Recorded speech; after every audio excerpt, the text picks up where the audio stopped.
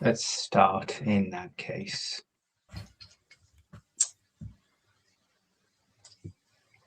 So it's Monday, it's 7 p.m. It's the 6th of April 2026, and we have made it. Yes, we are now post the chocolate egg binge festival of Easter. And while other chocolate religious celebrations are available, there is only one A&DBBL Monday Night Roundup. My name is Scott, not that one as always, and I'm here tonight to share the Week 10 Blood Bowl action from the A&DBBL. We've 9 matches for you this evening, and they showcase everything you want from the Blood Bowl world of madness and mayhem. With me tonight are 2 coaches. One has yet to appear, but he is imminent, returning really from the abyss of uncertainty. Firstly, after a hiatus of 2 weeks, please take a good look and refamiliarize yourselves with Stowmarket's finest catalyst of international incidents, coach of the Black Shark Ballers, Mr. Tom Hobble. Good evening, Tom. How are you this evening? Good evening. That's possibly one of your best introductions yet. Thank you very much. I'll put that down as the 5-star trip advisor, as we like that as well. And it is also my privilege just to bring him further online as well.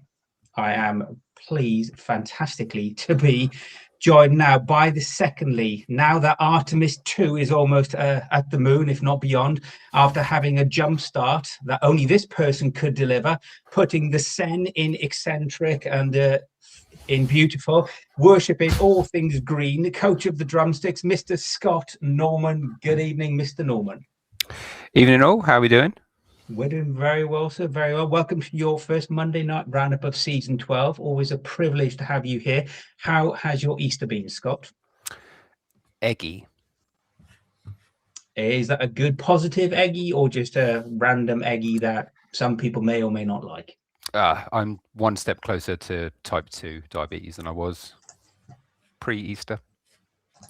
Wonderful, wonderful, wonderful. So for all you insulin lovers out there, Mr. Scott Norman has joined us to give us his expert analysis and insight into the 9 matches that we're going to share with you shortly. A shout out and a welcome to everybody on chat in Twitch, whether you are an A&DBBL participant or you're from the wider Blood Bowl collective.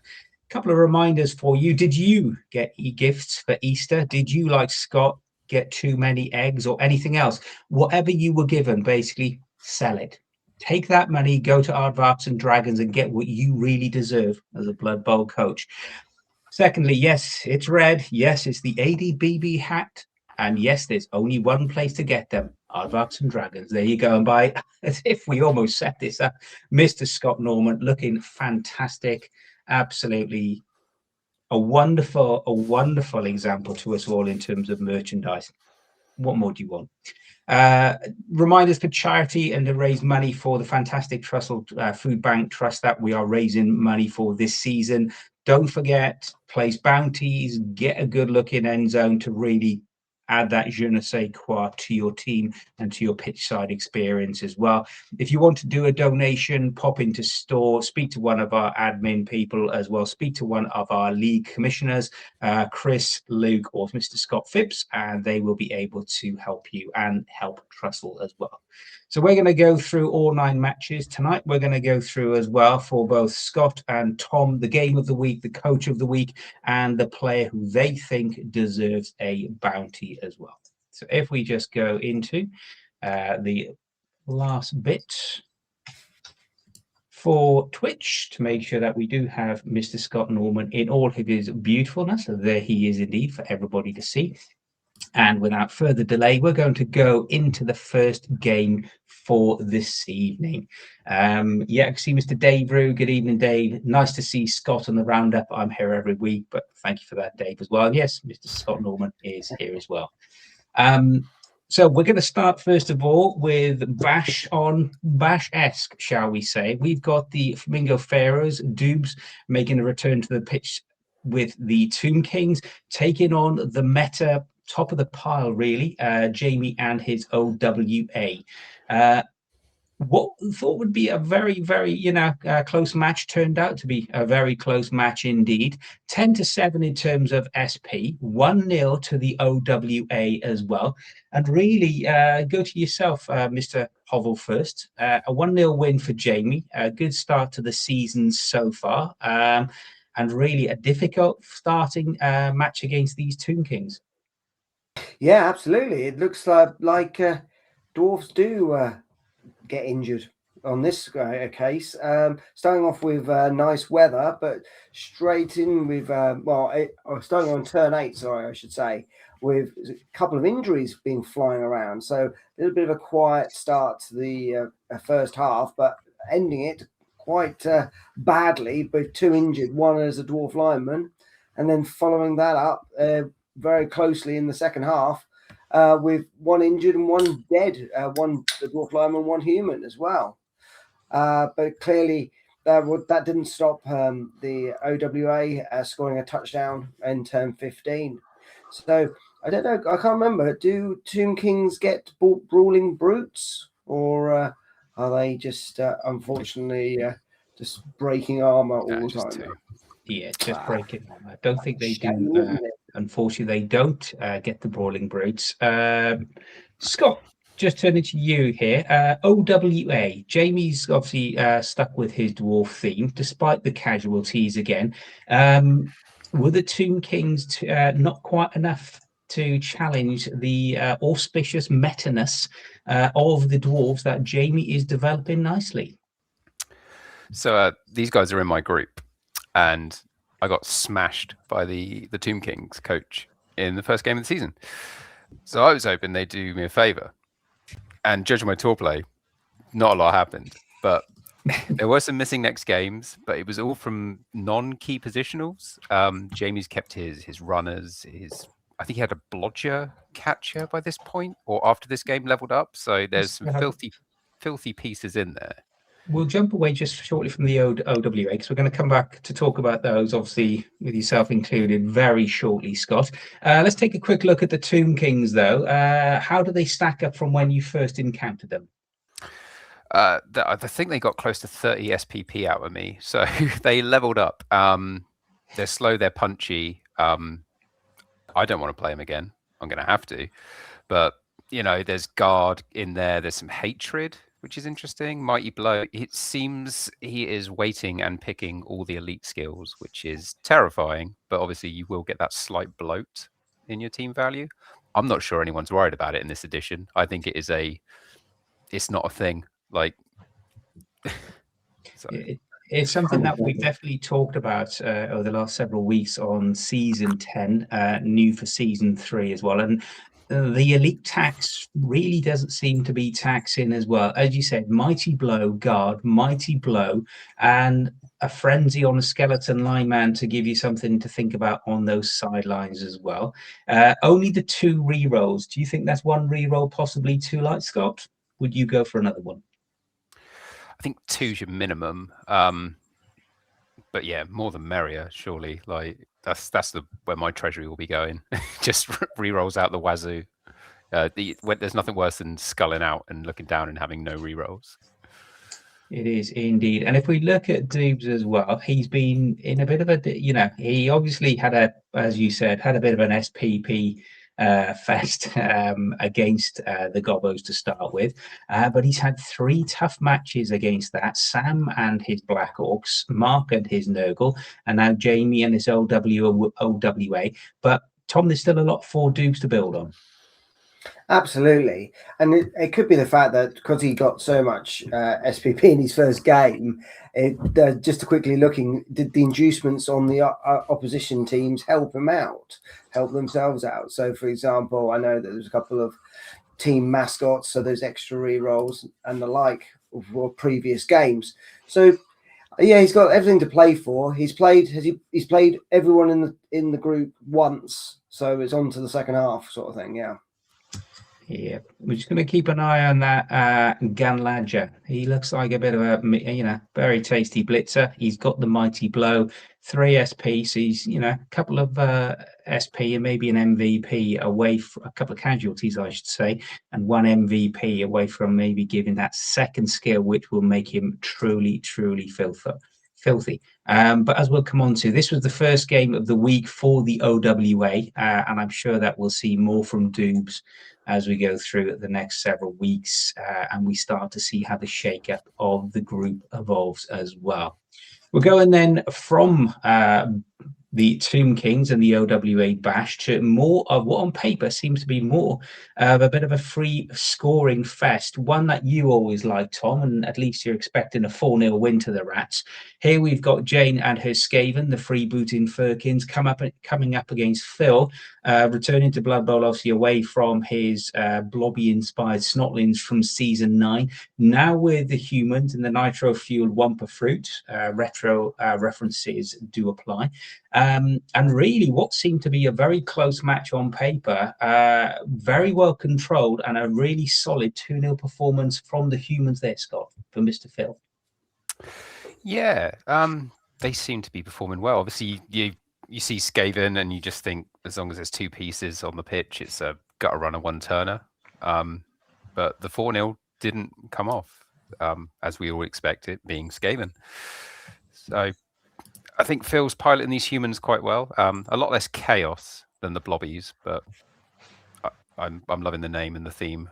So very good as well. And despite, as you said, despite taking the mighty Acorn as well, and despite getting some casualties to start with, Phil showed a really good control game here, starting to take control, getting the casualties in his favor, scoring on turn 12, and then sealing the deal on turn 15 as well. So really solid win now for Phil. If we take a look at it, this, Phil's first win of the season, he's come up against some tricky, other coaches in his first 3 matches against Simon and John, who are setting the pace in this group as well. Then coming up against what was a very, very slippery and potentially very dangerous match against the Rats on turn 3. But again, looking at this team as well, Phil going with a lot of randoms on his players. And now he's got, first of all, Ripperoo, his catcher. Tom, he's got Leap, Sidestep, and Sure Feet. Sidestep, obviously, and Sure Feet, definitely giving him that 1-turn option. Yeah, absolutely. These randoms have been quite successful to a number of coaches. It's an interesting new way of doing it, isn't it? Because obviously when you select random, you can choose one of 2 options on it. So yeah, definitely lucky on those. And in fact, he's got the other catcher's got Sure Feet as well, which makes it quite nice, as well as the Hail Mary on the thrower. So yeah, and grab and guard on the blitzer, which is equally interesting. Although just looking down here, he hasn't got a. Oh, he hasn't got an ogre, which is a bit of a strange one. He has got his ogre at the top there, but he has got NESP, I should say. Justin did pull me up on that last week. Apologies, Justin.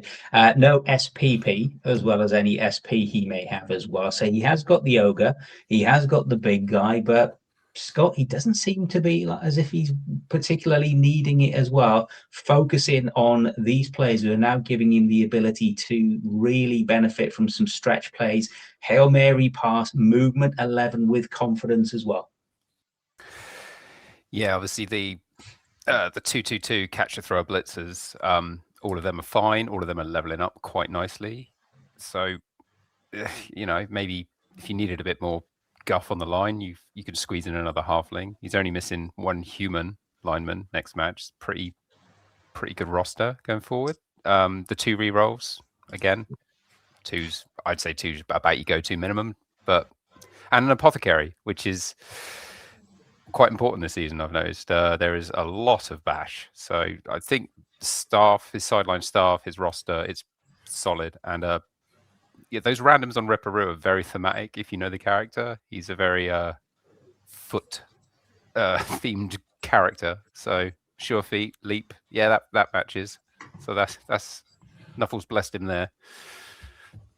Apple has indeed. I think for me, I think we're going to see Phil start to really influence how the final standings of this team go as well. Especially now, as with these skills, he's going to give Simon and John something definitely to think about and other challenges in their next matches. If we take a look at the Skaven, Jane decided not to go with the Roger in terms of her build as well. So she has just got she's got the 2 throwers instead. She does have the 2 bills. Apologies, the screen decided to go blank there for a moment. So she's got the 2 blitzers, the 2 runners are pretty standard with Skaven, plus the extra throwers, 3 re-rolls as well. And she's had some difficult matches, Tom, after that first 3-0 win, start the opening match of the season. Yes, yeah. It's definitely an interesting group, this one, and clearly she's saving up for an extra possible secondary skill on that blitzer. So that'll be interesting to see what she gets for George. And equally, there's a lot of hatred on this team as well, like in the previous match. It's interesting to see this hatred coming out. But equally, just like what Scott was mentioning, people going for those kind of super skills of block all across the board, not making much impact on the actual SPP of the entire team, though. It is elite taxes. What are elite taxes really? And just the last thing on this team, then, Scott, you've obviously, what's your thoughts in terms of playing any hatred players this year? Have they had any impact on any of your games? So far, I haven't had any of it come at me. Oh, I stand corrected, like a man in orthopedic shoes. The Troll Slayer comes built in with hatred against trolls. That's the only instance I've had of it, and I just kept my troll away from him. So you can always do that. You can always run away, be a coward, pretend you're a tier 1 coach for the day. So. Definitely. I think there's a lot there that Jane's going to start scaling up. I think with maybe sidestep on this gutter runner to give it that blodge sidestep piece.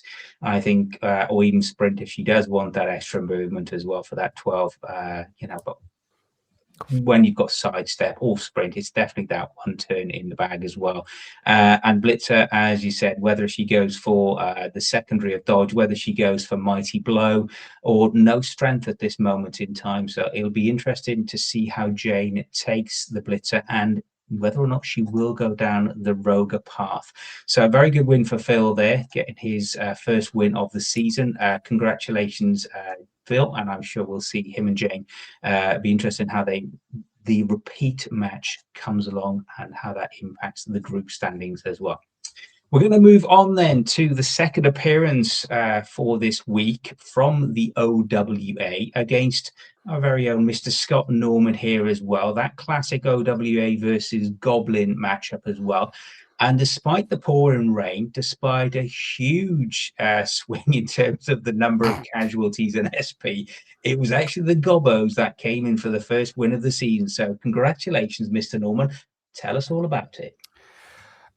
Oh, this was tough. I do not deserve the win. It was April Fool's Day. Of all the days to play Goblin team, April Fools, and that reflects on the scoreline. Jamie was throwing blocks, which is left, right, and center, and within his first 4 blocks, I had 3 pieces in the injuries. It's not KO, injury. I think by turn 4, also I was down to like half my roster. Like every block he threw would remove something. I got lucky; there was no big injuries, especially to my positionals. But he was just breaking armor for fun, just to flex. So those OWAs really hit hard. There's so much block. And the hooligan having a -1 injury, -1 armor value, no real hindrance, or was it just one injury amongst a whole plethora of carnage? Was quite worried when that D16 rolled quite high, but it's armor. He only blocks you when you're on the floor, so oh well, that's fine. He's just gonna have a day off, a week off. He's probably earned it. He the one thing the hooligan did do was a successful taunt. I think it's taunt where you force the opponent to follow up. So I did that to the tree man, which is not smart, but it put him in to base with a chainsaw ready for my turn. So I suppose, and so just to confirm, then you taunted the tree, and obviously that put the tree in range of the chainsaw. Yep. I think I can't see what on earth would be the problem with that. That's absolute poetry. So, Nice. And was that successful? Was that by no, beneficial? the chainsaw didn't do much. I was forced into 2 really quick throw teammate attempts. Both of them worked. Both of them resulted in scoring because he was just removing pieces too fast. Jamie played an absolute blinder. The weather was easily my MVP. He could not pick the ball up. He could not hand it off. He was burning rerolls, built-in innate skill rerolls. But then when I needed a 5 into a 6 into a 5 into a 4 into a dodge, cheers Nuffle. I'll have the score for that. So, Jamie should have won. He or it should have at least been a draw at the very, very least. He failed a 3-up dodge with reroll to score 2 into 2. Turn 16. Always the way. Always. Well, commiserations for Jamie for that. But again, very much congratulations to Scott. First win of the season. How did you find the Nobler and his chainsaw this match? Because I know there are other coaches looking at young Carl in our group as well, who found him to be exceptionally useful this season. I don't know. He was sent off at the end of turn 2. Because I was forced to score so quickly and I couldn't afford a bribe. That I didn't really get to use him. I think I used his special ability to foul. Didn't really do much, and that was it. But the saboteur skill, I think that's what's making Nobler a lot better this season. You're not too worried about him being knocked over, because there is a 50-50 chance that he'll just take a KO, and you have to roll an armor. So it is indeed. I know Carl has played that, and when we come on to talk about his game, spoiler alert, but he did use that saboteur skill to exceptional use this time and previously when he's played that as well. So he's having the benefit. If we look at the Drumsticks team, you're obviously missing a couple for the next game. Not so much the lineman, but the hooligan. What's your plans? I know when we spoke earlier in the week, Scott, you said there was a definite lack of SPP in terms of this, or are you going to be relying on your inducement monies to really benefit? See, I'm not getting the SPP, but I'm having a giggle. So that's something, I suppose. But I think the long-term plan is just to survive. I think this is such a bashy meta, such a bashy group, and I think the throw teammate. I think that is the go-to way for studies to get anywhere this season. It seems with the changes to passing, the Doom Diver especially. Although he got sent off because he went to do a foul, which in hindsight, don't foul with your positionals. But you know, we're goblins. What are you going to do? So we'll see. I'm just goblins. I can understand. With myself and Mr. Hovel have had that conversation on multiple occasions. If it was anyone else, Scott, I would, challenge that. But with yourself, I would say long live. Can I just point out, just very quickly, it wasn't fouling once; it's fouling 3 times.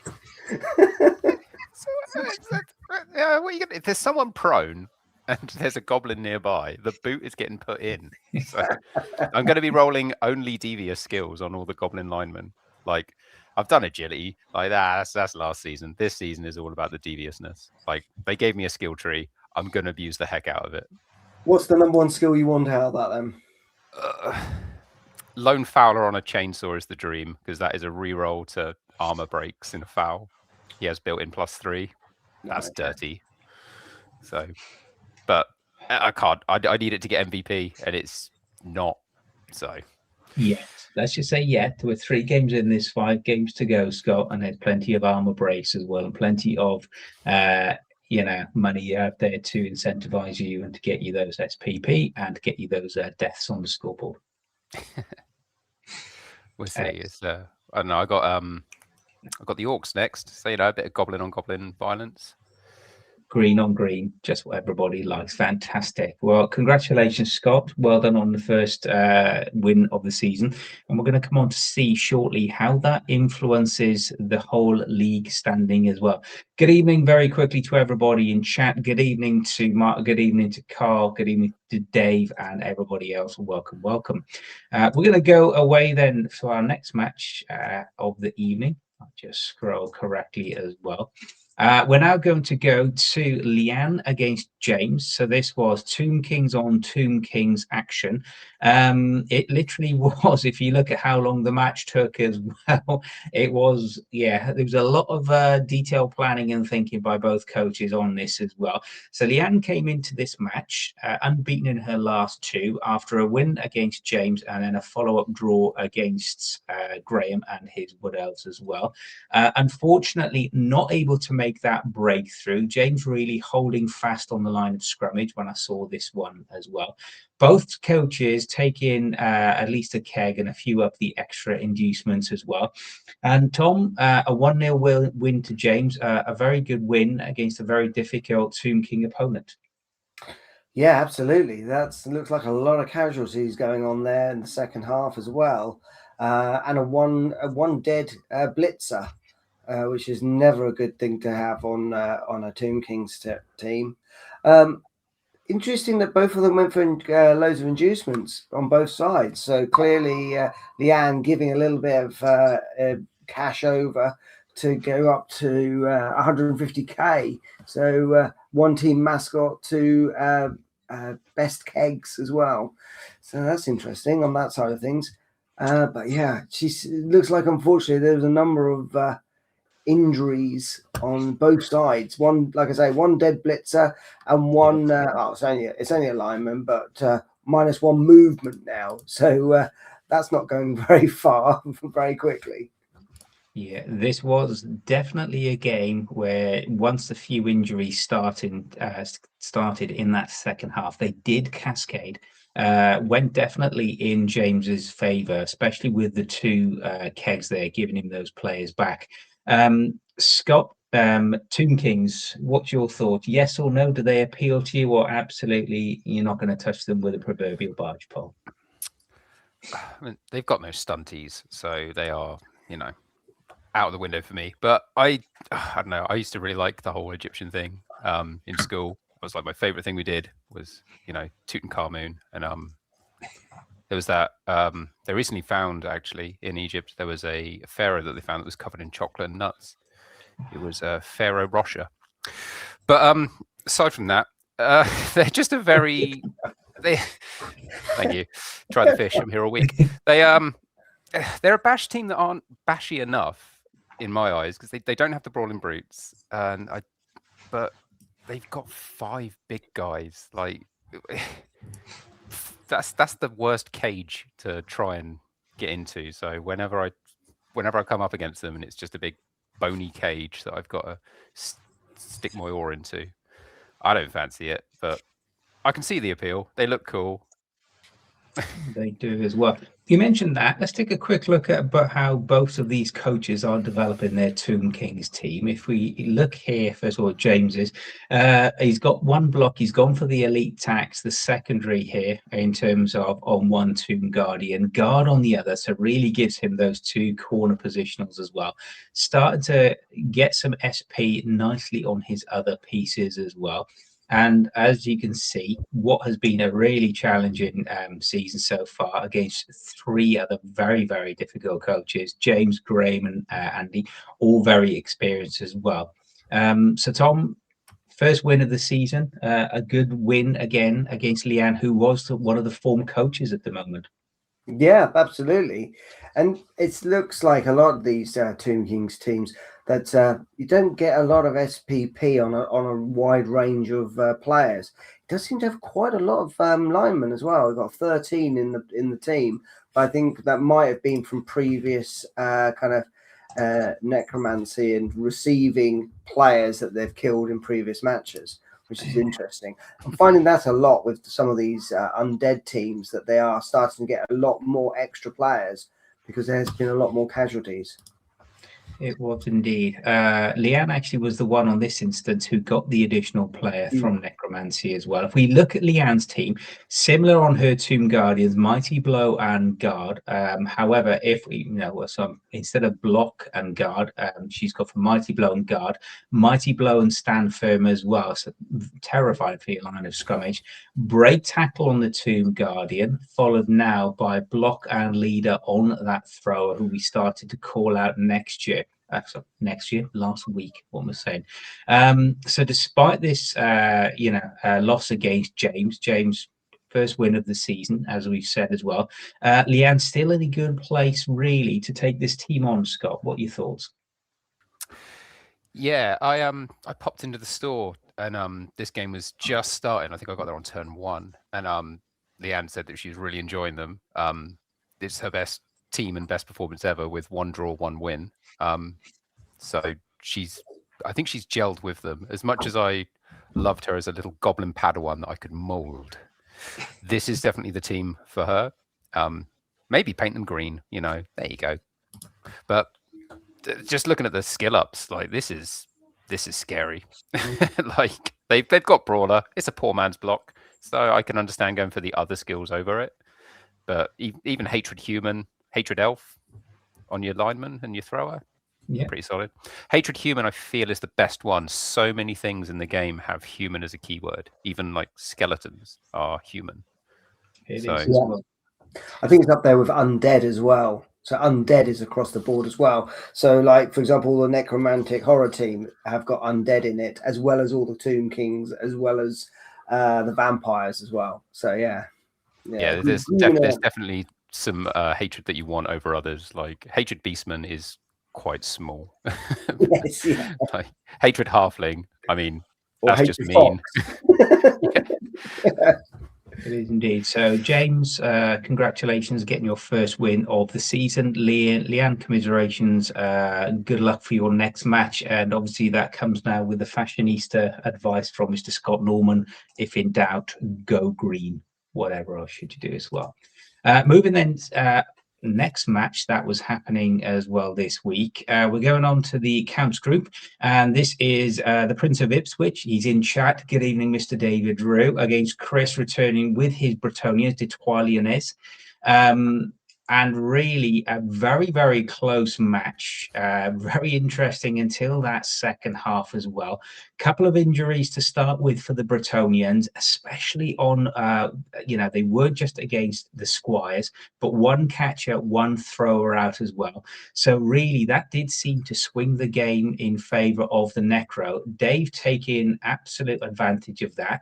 Another injury to a Grail Knight, so 3 key positionals.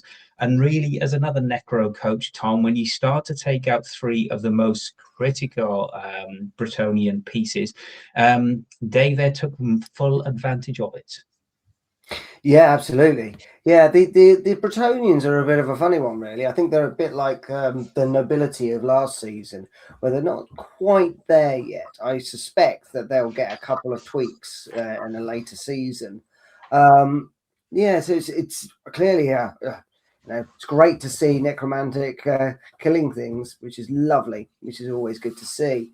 And also back to that hatred thing, it's interesting that there was chosen ghoul and zombie rather than undead, which Chris has done, because I believe when you do get hatred, you get an option to choose what of those kind of what are they called, the tags they can choose from. So that's an interesting one on that side of things. Movement on a Bretonian Squire. Would you get rid of it? Probably, because it's down to 5. I think he already has, actually, in fact. And then on the Grail Knight on a passing, that's fine. Are you doing a lot of passing with a Grail Knight? Not really. True. We have a quick look. Dave has called it out in chat, and thank you, Scott, for calling. I was going to ask Dave, how did Gretchen go as a star player? We don't often see the Banshee making an appearance on the tabletop. Dave is saying, I robbed him with a stretch play in turn 16, should pass to the Wolf to score. Chris deserved better. Gretchen was good, we'll take her again, but he used tackle well. I have to say, chatting to Chris and for both Dave and Chris, it was great to talk to both coaches that evening as well. Played the game in a fantastic spirit, and I think for me, the one thing which speaks volumes about our community was the fact that Chris was really keen to play. He said he's been learning from all of the coaches he's been up against this season as well. And maybe we've pushed him too far in his encouragement. He was actually talking already about season 11, and he was talking about gnomes.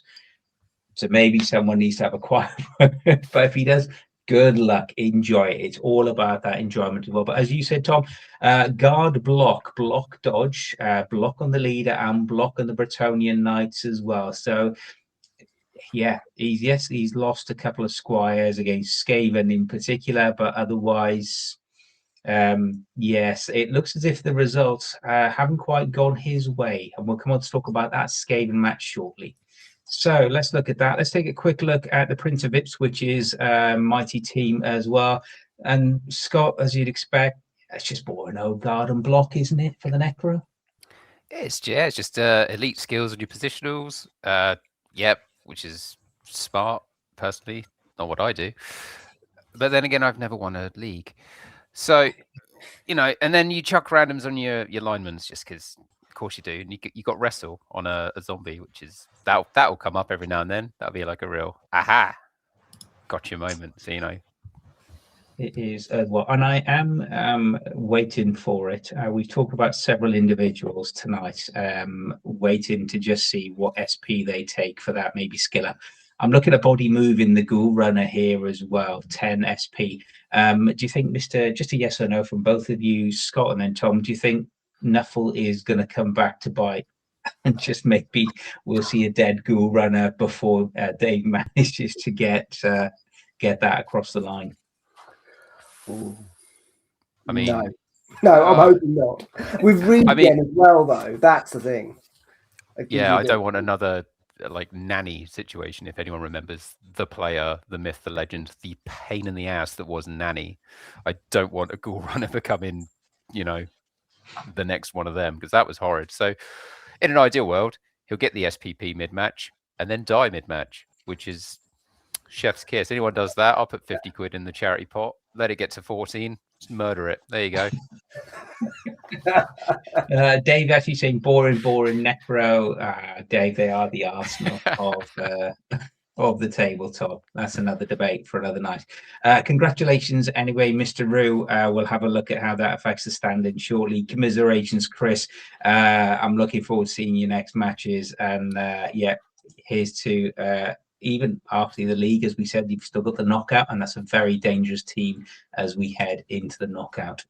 We're then going to come on and look back to the Horde group as well. This is, once again, it's Elves versus Tomb Kings. So this is Graham coming back off a bit of a, return to form after having a loss, and then coming back with that draw against Leanne in his last match, coming up against James and his Tomb Kings as well. So James, I will say it. Congratulations, James. Obviously, he is now the Ipswich, the IBL champion as well. First of all, a couple of things, Tom, that were very influential. First of all, very sunny influence in that past game as well. Mr. James Handley hiring the sports wizard, plus the cheeky weather mages one. I can't remember if he, like most people, forget to use it. And really, if you go back, and it is on YouTube to watch this one, this was really that classic 2-1 grind. Graham taking that early score, turn 2, couldn't really get that, turnover to upset the first half drive then from the Tomb Kings. And it really was despite the 2 sendings off that the lineman caused for the Tomb Kings, the Elves couldn't quite make it to get the numbers to even when they had the 1-turn touchdown opportunity at the end. So James taking the most advantage of this and showing a classic sportsman 2-1 grind, Tom. Yeah, I think it's interesting because Graham went out start of this whole season was off to a great start against all the Tomb Kings, and I just think now that they've slowly got to grips with how to play these Tomb Kings, and also how to beat elves, even though those elves are pretty nicely skilled up on it.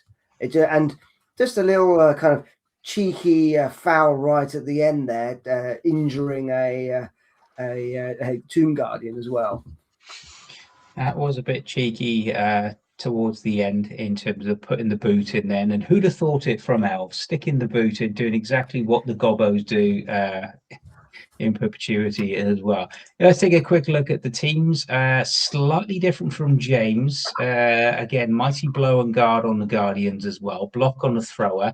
Again, another one saving the SP there out of his Blitzer.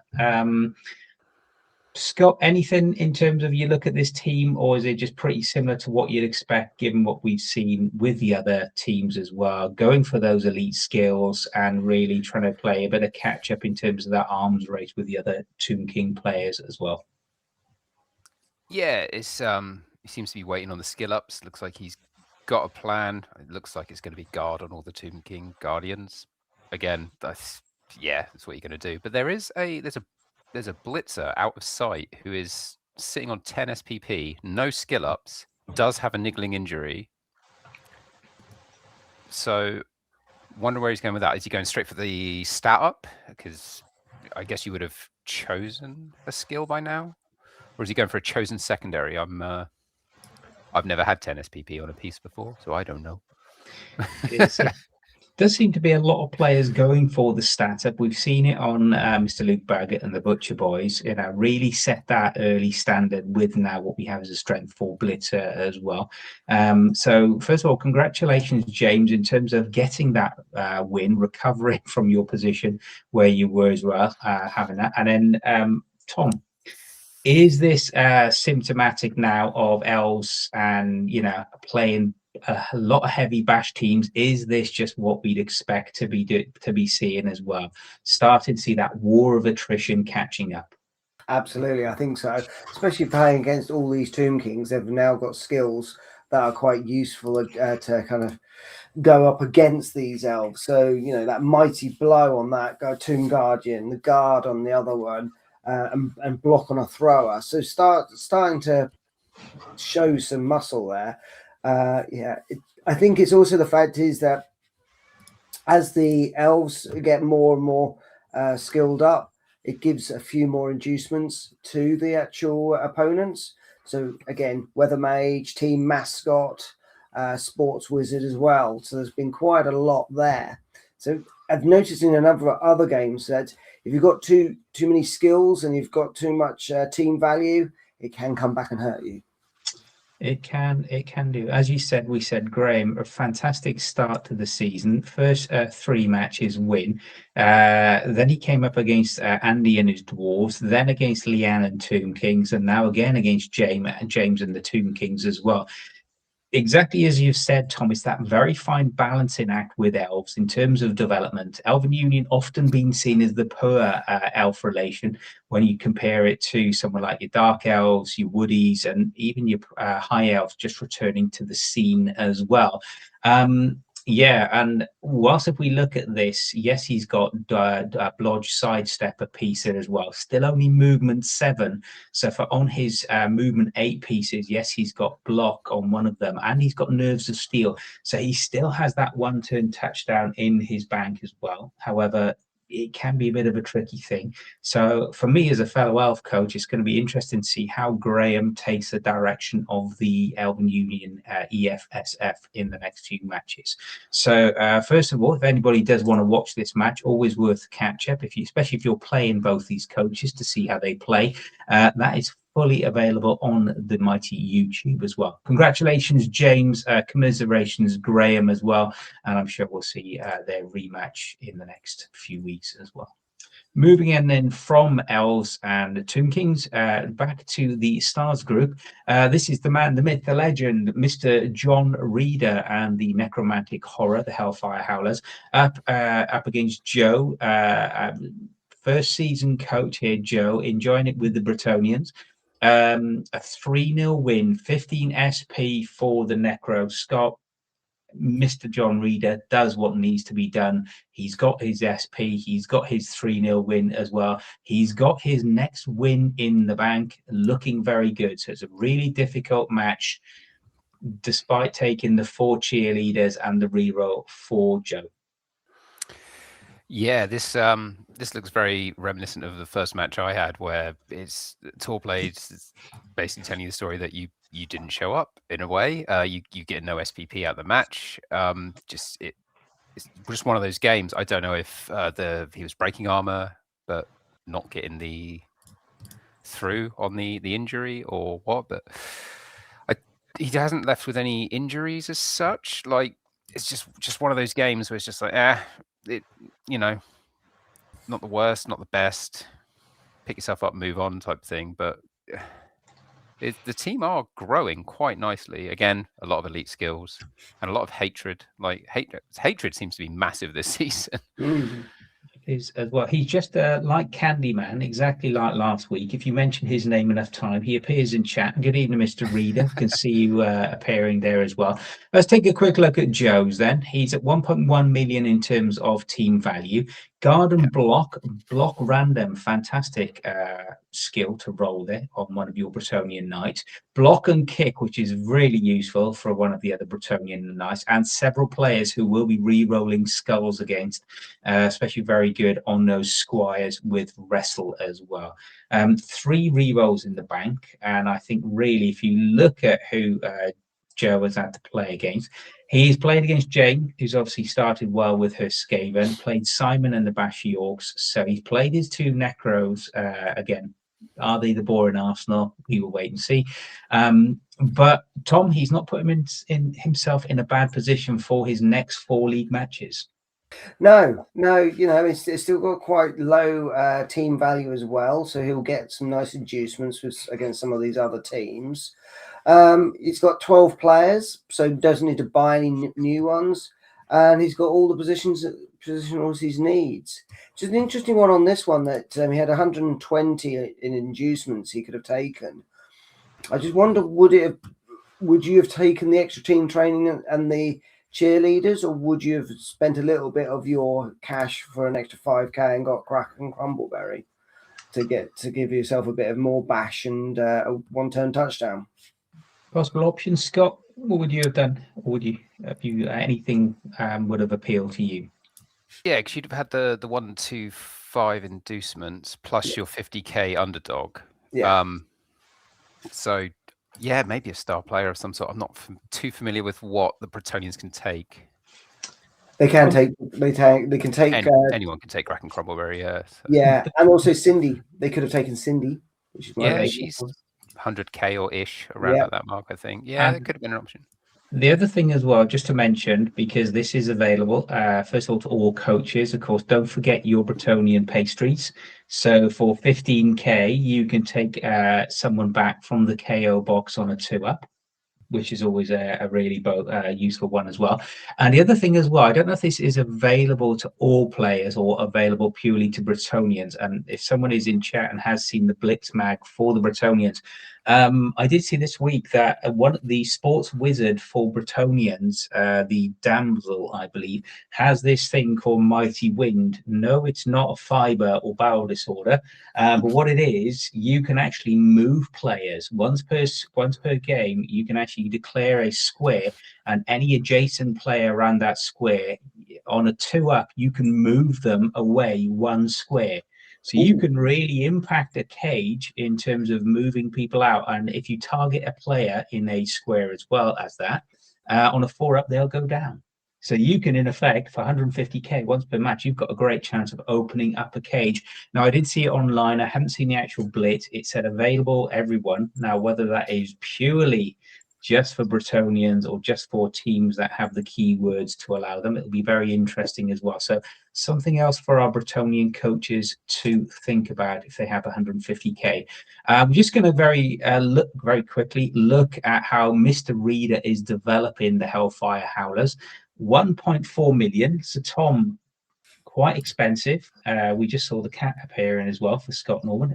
You can introduce us later, Scott. But 1.4 million there for the Hellfire Howlers, Tom.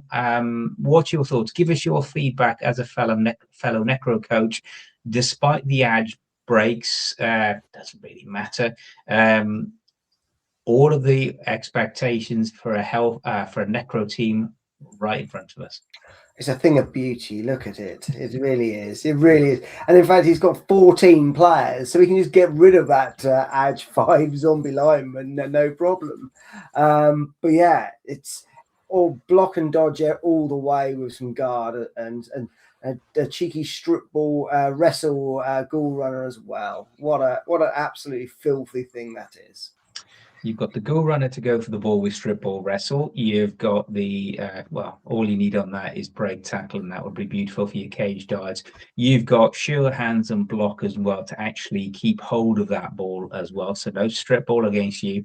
And then, Scott, you've got exactly what you'd expect for a really tiered up a cage, really. You know, you've got block on your golems, you've got guard on your at least one dirty bed sheet so far as well. So, question again, if you look at Mr. Reader there, first on tour play in terms of total for Necro, first in the UK as well. My only question, has Mr. Reader peaked too early? Or is it just a waiting for someone who's going to beat him is going to have to play an exceptional game of Blood Bowl? I mean, that is a scary team. The CTV is straight up there. So you will get inducements, but I had 1.6 million worth of inducements one season against Reader, and I still lost. So he knows how to pilot a team. He knows what he's doing. And is it every third season we worked out that he's in with the win-ins? Is that or is it every odd season? I can't remember what it was. Does that line up? It is every third season. The planets align. It's the similar that when we talk about Chris Coe's 5-game seasons. Yes. So yeah, but good luck. John is a lovely chap. He is filthy at Blood Bowl. So have fun. Go at it. If you can squeak a 1-0 out against him, that's a World Cup win in my eyes. He's a lovely gentleman, but this team is, well, it's scary. It's very spooky. Very good. So congratulations, Mr. Reader, maintaining that 100% record and obviously creating your #1 fan with Mr. Tom Hovell there, and obviously giving all of your other coaches plenty of things to think about in terms of how they can exploit all of that inducement money they will be given as well. So let's go along then to the Counts group, returning there as well. This was Chris's second game with his Bretonians in a couple of days. This time, instead of up against Dave and his Necro, suddenly up against Underworld and Denizens. This was Simon returning to the pitch with these guys as well. Not just the 3 cheerleaders, not just the bride, but everybody's favourite Goblin, Fungus the Loon, making return appearance as well. And really benefiting Scott, taking Underworld to a really good 3-1 win, 19 SP as well. Yeah, approve of Fungus. For 80k, I think he's solid, even if he only lasts 1 or 2 drives. He's an issue. He always can be. It doesn't look like he got sent off. He got sent off there at turn 6. I cannot see that. I need my glasses. But 6 turns, that's not bad really for a secret weapon. They either fall over and implode, or they do something, and they'll just barrel things out the way, which allows you to get in your stretch plays and your runners. So it is as well. And Tom, I know they're not quite not quite Skaven, so don't deserve that 4-0 win, maybe the tag that you've labelled them. But already, casualty from the Roger against 1 Squire, then another casualty from the Roger as well, who I'm assuming was APOC'd at this point. And then even the gutter runner getting in on the action as well. That's a tough day at the office. So Chris did well to come back with 1 dead rat. But at that point, when the gutter runner's on fire, and even then a Snotling scoring, it's going to be one of those days when if you can't pick up the ball, the Snotlings and the gutters are going to do it for you. Yeah, absolutely. And it's also another match that we've seen today where there's been almost a quick touchdown. So someone's scored a quick touchdown thinking that they can try and get a few more, but it's kind of backfired on them. So I think with the Elven Union was a similar scenario. So it seems that there's some of these teams are struggling to try and slow the game down to a point that they're losing touchdowns, unfortunately, quickly.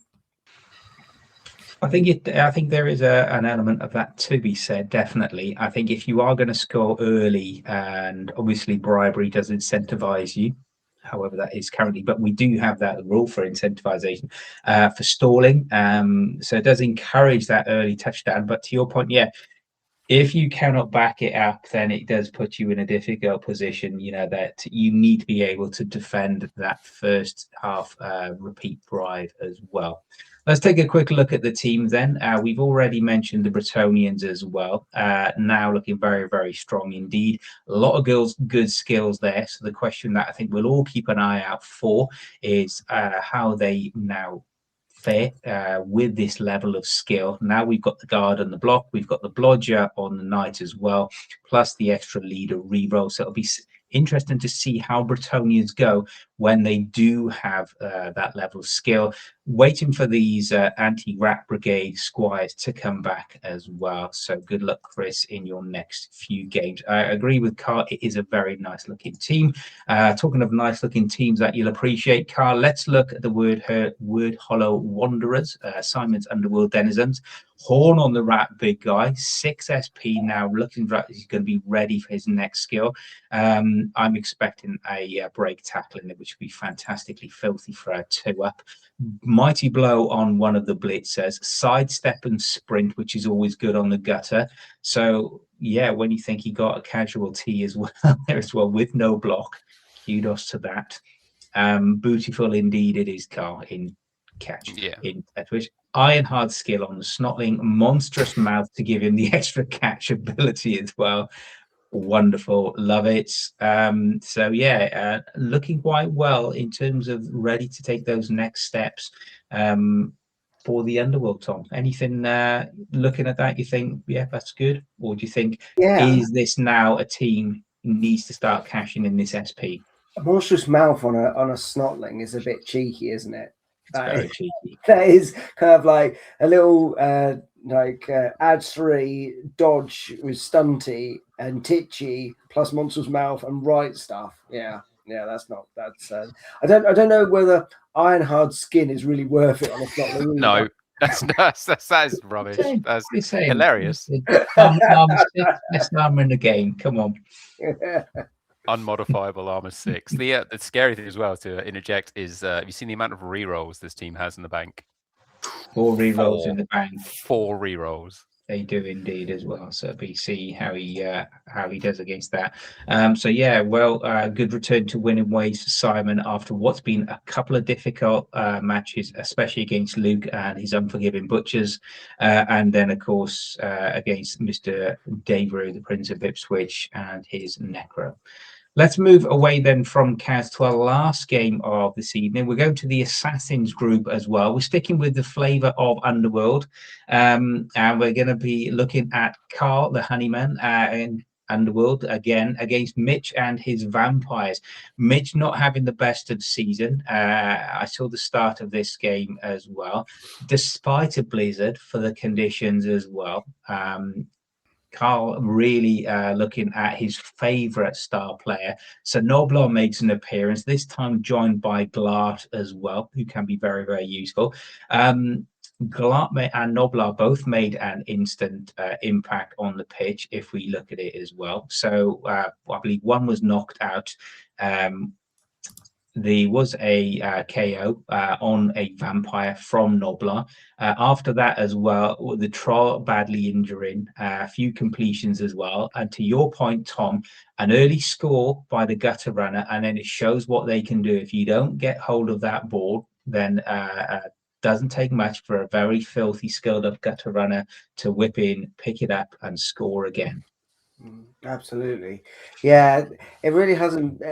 Vampires are really, you know, a swingy team in my mind. On the right day, they are magnificent, but 9 times out of 10, unfortunately, it just doesn't work out for them. Unfortunately, really, really sorry, especially when you've got Blizzard as well. So that's horrible on that side of things. And straight away on turn 1, you're out, you're a thrall down, and then again on turn 3, you're another thrall down. So when those start going, and the dice start rolling badly on your bloodlust, then you start hemorrhaging stuff. But well done for the Vargeist. Yeah, getting a casualty as well, and getting MVP. Well, Thrower and the Vargas, as Carl points out, injured both star players. So he did star player, couldn't quite get that. I believe Mitch as well, you know, struggling as well, as he said, with the 3 re-rolls.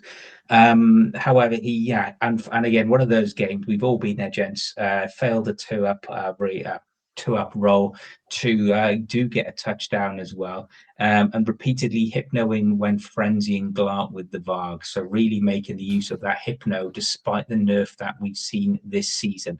Let's look at it because he is in online and he is in chat. Let's have a quick look at the Underworld denizens. Different build to the denizens that we've seen from Simon, taking the Troll over the Roger. The Troll now has a strong arm in terms of being able to throw. Skaven Blitzer with dodge as that secondary as well. And you have to say, this is beautifully filthy, isn't it? Sidestep block, 2 heads on a gutter runner. That's if the Artful Dodger doesn't have a bounty on it already, it thoroughly deserves one as well. So I put that to the Discord. Like I said, the Artful Dodger's looking pretty mean. Everyone wants to put a bounty on it. So the response was he gave it 2 heads. So yeah, I think it's game on. It needs a bounty. That is a gross little blighter. So it is as well. It is as well. So, but I know, having run something similar previously before, every time you do get a blocked or a tackle stumble against you, you still do. Also, shall I say, a power or a tackle stumble against you? You do sort of have a bit of your, you know, your heart is in your mouth, to say that least, especially after you put so much love and tenderness into those gutter runners as well.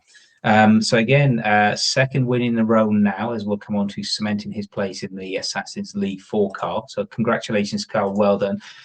Mitch still to get that first win of the season. He's got a stat-busted vampire runner now. And yeah, I do know he is looking forward to season 11 already. He does have a plan, and Tom, you won't be surprised that's not going to include vampires. Yeah, I can imagine.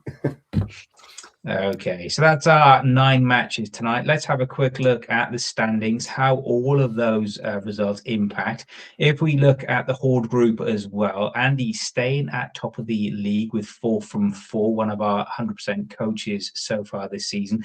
Graham sticking in second place. James's second win now moving him back into that wild card position as well, just ahead now of Leanne. And again, James not out of it as well. 1 win pushing him back up into, you know, the mix of all of these games as well. So a long way to go as well. It'll be interesting to see how Graham's next 2 matches go. I think 1 more win, Jensen. Do we think 13 will be enough to see Graham into one of those top 2? Yeah, I think so. Absolutely. Yeah, mathematically no, but you'd like to think that that's enough. So.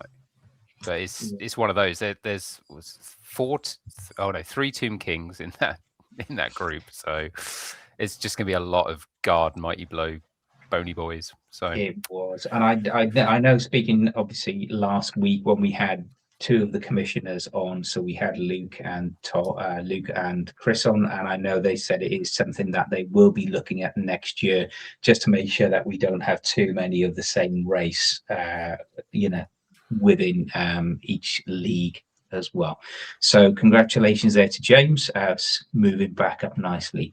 No matches in the Blaze group as well. So Justin sitting there just ahead of the Ducks. I believe that's a week on Friday, which is the Imperial Nobility versus Lizard Men match. So we'll be looking at that with great interest. And Tom, your match is this Friday, I believe. Friday, yeah. And you're playing against Ben with his gnomes. Okay, so good luck to you and Ben. I think winner of that group as well will move you up nicely in terms of those points played. So yeah, all to play for as well. Moving on then to the Avengers, no change, no matches in this. JD still with his Skaven just ahead of Will, now on points with the Cradies, as we said. So it'll be interesting for this week's matches in the Avengers group.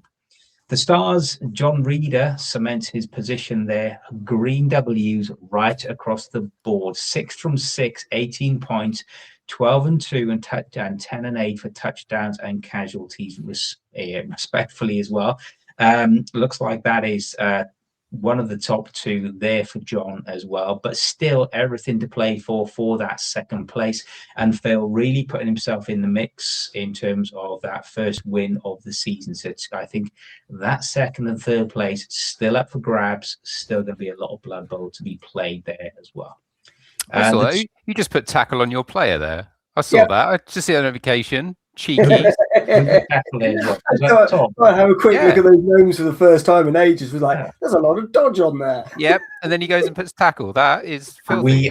We are going to get allegations of insider trading before the end of this transmission is done. Tom Hole, he's only back first week back, Scott, in 2 weeks, and this is the depth he will go to. Not quite win at all cost, but win at all costs. Absolutely. Cries of protestation in chat there as well from Mr. Co.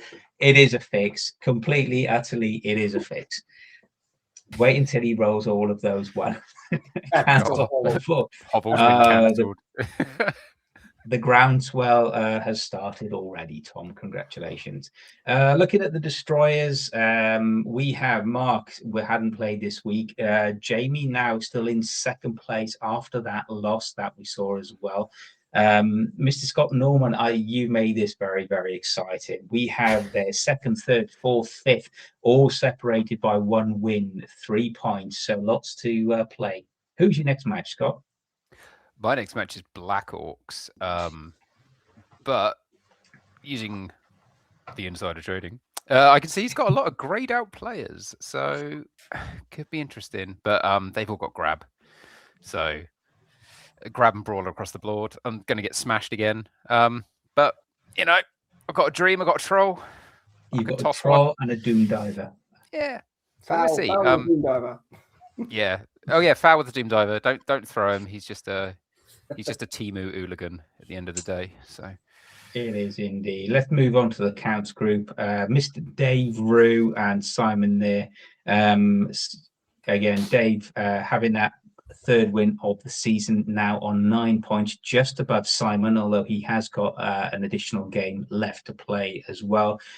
Chris there, 1-1, but a lot of those games very close, very unlucky as well. Interesting to see how Jack comes back and hopefully get in the next few games for the season for him as well. Finally, on the Assassins group, the Honeyman, young Carl there, the man who leads the next generation into the future as well, showing backing up the previous win now with 2 wins on the trot, slightly ahead of the Elves in third place. And it'll be very interesting with Tom and Mitch how the last few games go to influence and shape this final standing as well. We've run slightly over, so gentlemen, so do appreciate that. Apologies to everybody else as well. Very quickly then, Mr. Scott Norman, your game of the week. I don't want to say my own. You can if you want to. It on paper, like I shouldn't have won that, so it's not really a game. That was just Nuffle and April Fools. There was some really, really strong results this week, but I do think, what was the one I was looking at? There was a tasty 3-0 in there from Mr. Reeder. As much as I don't want to, give him his flowers, but he's just piloting them so well. Like, it's just a masterclass in how you play the game. So, John, so that's the game of the week. And your coach of the week, does that stay with Mr. Reeder as well? Oh, I don't know. Who's having the most fun here? Let's be honest. I don't know. Having any fun out there? Yeah, who's having the most fun? Like, sod the meta. Who's showing up with a smile, rolling some dice and leaving with a smile? Whoever that is. I think you go for Leanne in that case. It might have been 5 hours, but it was 5 hours of fun. 5 hours. That's a The match was marathon. over 5.5 hours. You do get value for money in terms of amount of time rolling dice and playing bull up with Leanne. Fantastic stuff as well. Mr. Hobble, your game of the week. I have to go for Scott and Jamie's game.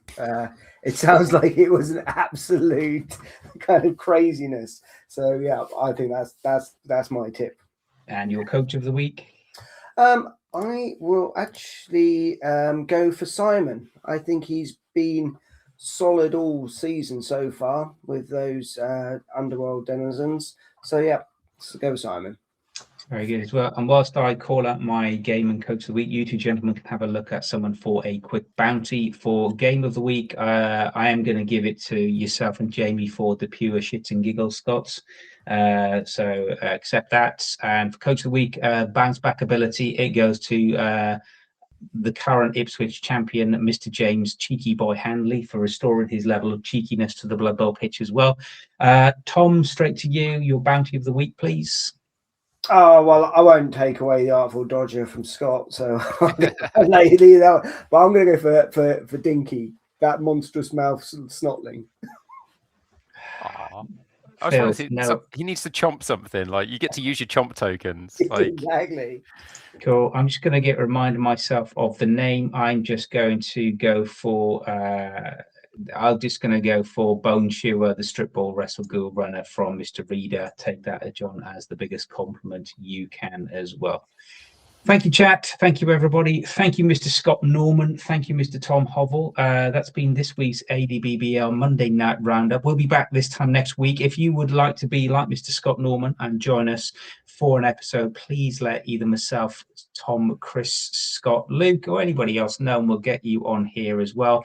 Mr. Scott Norman, if you'd like to rejoin us any point in the season, more than welcome. Lovely to have you along. Thank you for your time. I've been Scott, not that one. This has been your A&DBBL Monday Night Roundup.